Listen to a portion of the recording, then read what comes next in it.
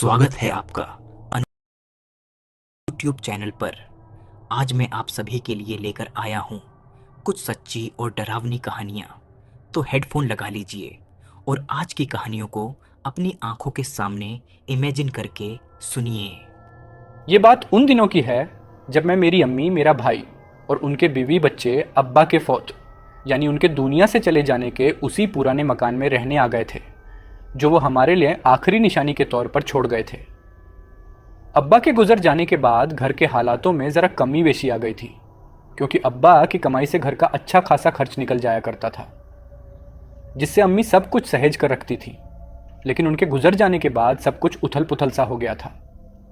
भाई की एक मखसूसन सी नौकरी थी जिनसे घर का खर्च मुश्किल से ही चल पाता था। इतने से पैसों से वो बेचारे भी क्या क्या करते। उनके 2 बच्चे थे जिनकी पढ़ाई खर्चा और फिर घर का भी खर्चा चलाना मुश्किल होता जा रहा था।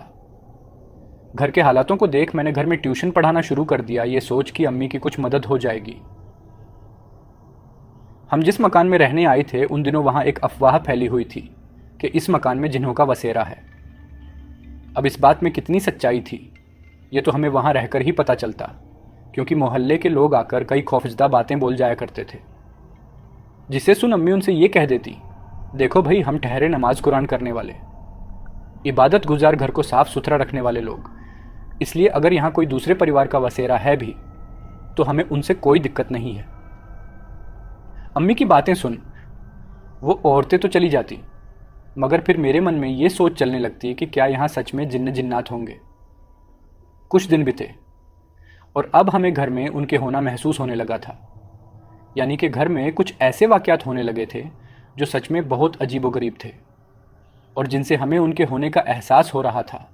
वो वाक़यात कुछ ऐसे थे कि जब अम्मी आंगन में बैठकर नमाज अदा किया करती तब उस वक्त अचानक से ठंडी ठंडी हवा चलने लगती अम्मी के इर्द गिर्द। ऐसा लगता था मानो कोई अम्मी के इर्द गिर्द खड़े होकर उन्हें पंखा जल रहा हो, और अम्मी भी नमाज अदा कर अपने दाएं बाएं फूंक देती थी। फिर जब मैं आंगन में बैठकर बच्चों को पढ़ाया करती तो यूं लगता कि जैसे वहां कोई मेरे पीछे खड़ा मुझे तक रहा हो। एक रोज तो यूं हुआ कि मैं आंगन में बैठी बच्चों को किताबें पढ़ा रही थी कि अचानक बिरयानी, जर्दे और कोरमे की लजीज खुशबू आने लगी। मेरी अम्मी तो उस समय रोटियां सेक रही थी और हमारे घर में ऐसा कुछ बना नहीं था। फिर ये खुशबू कहाँ से आ रही थी ये सोच मैंने अम्मी से पूछा, अम्मा ये बिरयानी कोरमे की बेहतरीन खुशबू कहाँ से आ रही है भला? अम्मी ने फ़ौरन से मुस्कुराकर कह दिया, लगता है पड़ोसियों के यहाँ दावत पक रही है आज, ये खुशबू वहीं की है। अम्मी का इशारा हमारे घर के छत वाले पोर्शन की ओर था, जो वैसे तो हमेशा बंद ही रहता था, मगर वहां से हमेशा आवाज़ें आती रहती थी लोगों के हलचल करने की। अम्मी की बात सुन मैंने मस्खरी करते हुए उस माले की ओर एक तिरछी निगाह डालते हुए कह दिया, अरे अम्मा, ये कैसे पड़ोसी है, हमारे जो अकेले अकेले दावत पकाकर खाते हैं और हमें पूछते भी नहीं। मैंने तो सुना था कि पड़ोसी खुदा की दी हुई नेमत की तरह होते हैं, मगर यहाँ तो लोग अकेले अकेले बिरयानी कोरमे खा हैं। बताओ ज़रा कोई दीन ईमान है कि नहीं।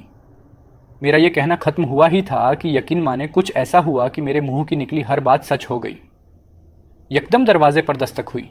अम्मी ने जाकर दरवाज़ा खोला तो 2 औरतें पूरे नकाब में ढकी हुई हाथ में ट्रे लिए आई और अम्मी को पकड़ाती बोली, ये लो बहन, आज हमारे यहाँ दावत पक्की है, ये उसी का हिस्सा है।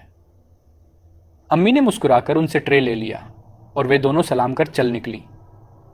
मैं हैरान परेशान अम्मी की तरफ दौड़ी ये देखने की दावत में क्या आया है। मैंने ट्रे देखा तो वही बिरयानी कोरमा जर्दा देख हैरान रह गई, ये सोच सोच कि क्या सही में यहाँ वे लोग रहते हैं, और अगर रहते भी है तो अभी तक उन्होंने हमें कोई नुकसान क्यों नहीं पहुंचाया। मैंने ये तो सुना था कि जिन्न जिन्नात बुरे के साथ अच्छे भी होते हैं, जो बिल्कुल हमारे जैसे रहते हैं और उनका रवैया बिल्कुल इंसानों जैसा होता है। वो भी खुदा को मानते हैं और उनकी इबादत करते हैं। और यही बात एक रोज़ हमें पता चली जब हम गांव के पास वाले दरगाह पर गए फातिहा पढ़ने।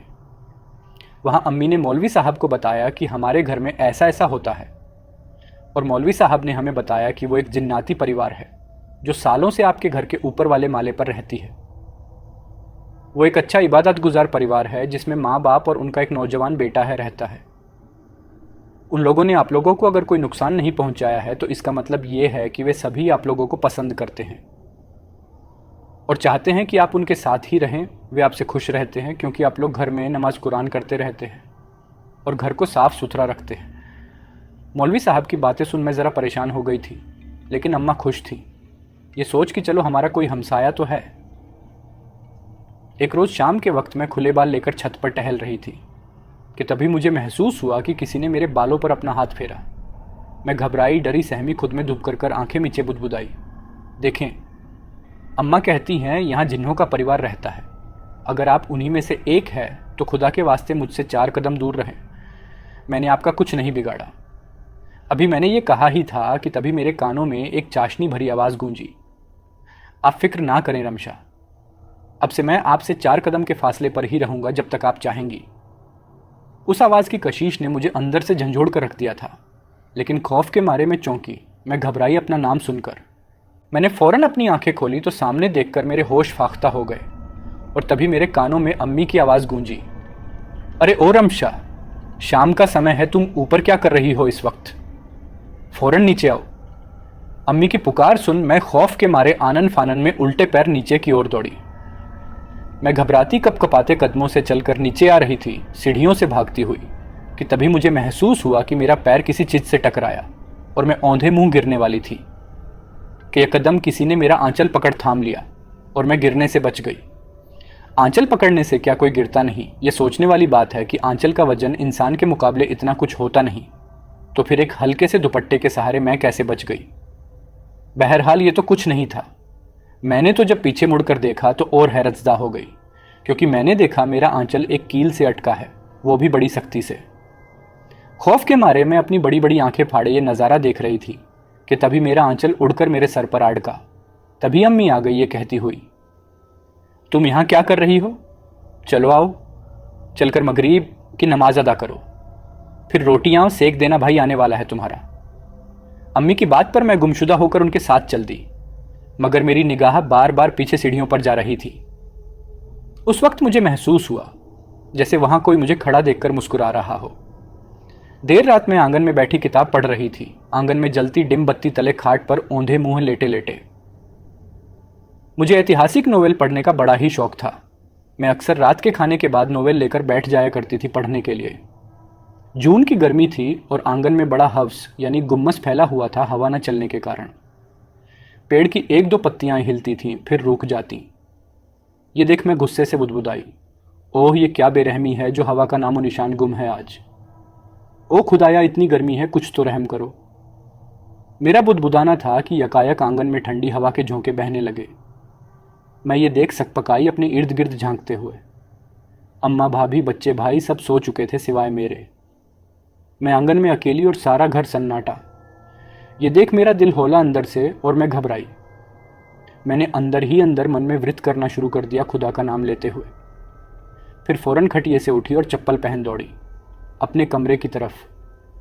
मेरा 2 कदम दौड़ना था कि तभी पीछे से मेरे कानों में आवाज़ आई, रमशा, आप अपनी नोवेल तो यहीं भूले जा रही है। खौफ के मारे मेरा दिल दहला। फिर कांपते नज़रों के साथ मैंने पीछे मुड़कर देखा, थरथराते हुए। मेरे सामने एक 7-8 फुट का लंबा शख्स खड़ा था, अपनी नूरानी सूरत लिए, बदन पर सफ़ेद लिबास, हाथों में तस्बीह, सर पर टोपी और आंखें उसकी नीले समंदर जैसी। उसकी शहद से मिट्टी कर्कश आवाज़ जिसने मुझे लुभाने में एक लम्हा न गवाया। मैं कब उसकी ओर खींची चली गई मुझे होश ही ना रहा। उस रात मैंने उसे पहली दफ़ा देखा और फिर देखती ही रह गई। उस रात के बाद अब वो मुझे हर रोज़ नज़र आने लगा था और हम घंटों बातें करते रहते थे। उसने अपना नाम मंजर बताया था और वो मुझसे मोहब्बत करने के दावे किए करता था, मुझे कभी ना छोड़ जाने के वादे किए करता था। अब मैं भी उसे पसंद करने लगी थी और हम दोनों की मोहब्बत परवान चढ़ने लगी थी। कुछ महीने बीते, हम यूं ही साथ साथ रहने लगे। मैं घंटों उससे बातें करती रहती बिना किसी की परवाह किए।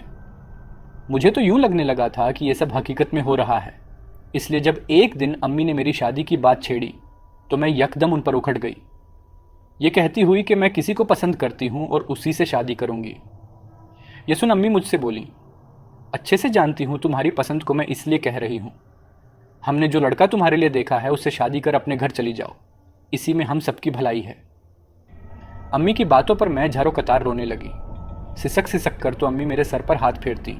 कहा गई बेटा, भले ही मैं तुम्हें अभी दुश्मन लगूंगी, लेकिन कल को जब तुम उसके सम्मोहन से निकलोगी तो मेरा शुक्रिया अदा करोगी। ये बात तो वो सच ही कह गई थी। अगर उस वक्त ना होती, न जाने आज मैं कहाँ किस हाल में होती। खैर, तो जब अम्मी ने मुझसे शादी की बात छेड़ी तो मैं रोती बिलखती अपने कमरे में जा पहुंची।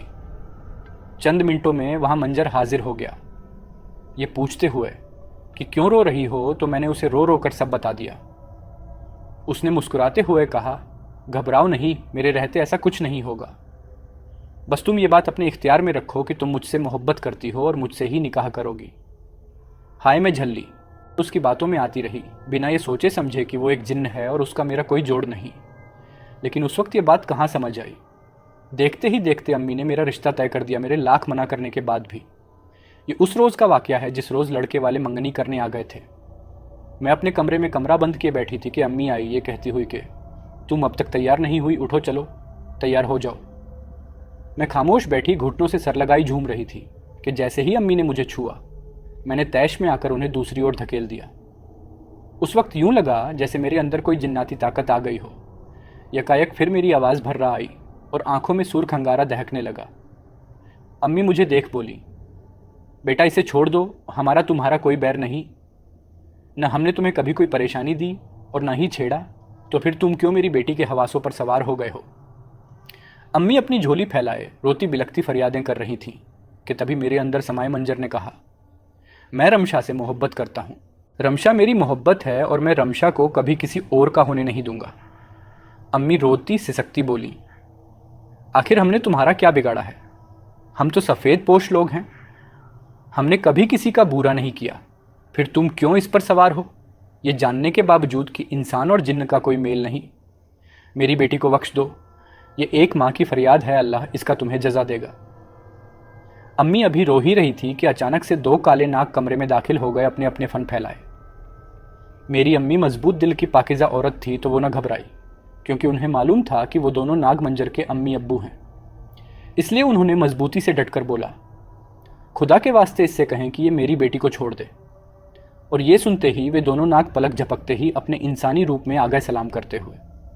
अम्मी उन्हें देख झुक कर बादब सलाम करती हैं, जिस पर वे दोनों कहते हैं, आप घबराई ना बहन, आपकी बेटी को कुछ नहीं होगा। रमशा भी हमारी अपनी बच्ची की तरह है, हम उसे कोई नुकसान नहीं होने देंगे। ये कहते हुए मंजर के अब्बा ने मंजर से दहाड़ कर कहा, जाने दो इस लड़की को, अगर तुम्हें इससे सच में मोहब्बत है तो छोड़ दो इसे, क्योंकि इसी में इसकी भलाई है। उनके ये कहते ही मेरी आंखों से झारों कतार आंसू बहने लगे।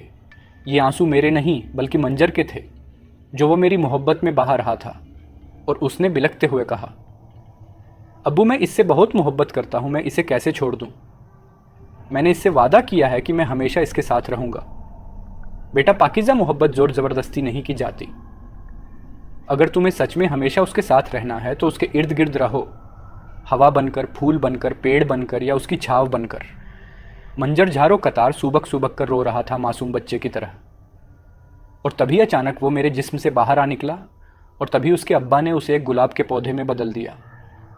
मैं जब होश में आई तब मुझे पीछे का कुछ याद नहीं था।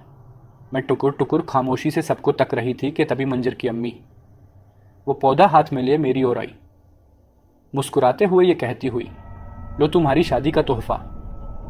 मैं उन्हें देख हैरान परेशान थी, ये सोच सोच कि न जाने ये कौन मोहतरमा है, कि तभी वो मुझसे कहने लगी, ससुराल जाने के बाद इसे अपने इर्द गिर्द कहीं लगा लेना और रोज़ इसमें पानी डालना। अगर तुम इसका ख्याल रखोगी तो ये तुम्हारी शादीशुदा ज़िंदगी को अपनी खुशबू से महका देगा। उन्होंने वो गुलाब का पौधा मेरी ओर बढ़ाया। मैं पौधे को तकती रही, सुनी आंखों से। उसमें एक ही गुलाब था जो बेहद खूबसूरत था। और वो दिन है, और आज का दिन है, मैं हर रोज़ उस गुलाब के पौधे में पानी डालती हूँ और उसकी खुशबू से मेरा पूरा घर महकता रहता है। मैं अपने शौहर के साथ अपनी शादीशुदा ज़िंदगी में बहुत खुश हूँ, लेकिन जब भी उदास होती हूँ तो अपने गुलाब से बातें कर लिया करती हूँ, जिससे मेरा मन बहल जाता है और उसे देख यूँ लगता है कि जैसे ये मुझे सुन रहा है। दोस्तों, यहाँ ख़त्म होती है आज की पहली कहानी।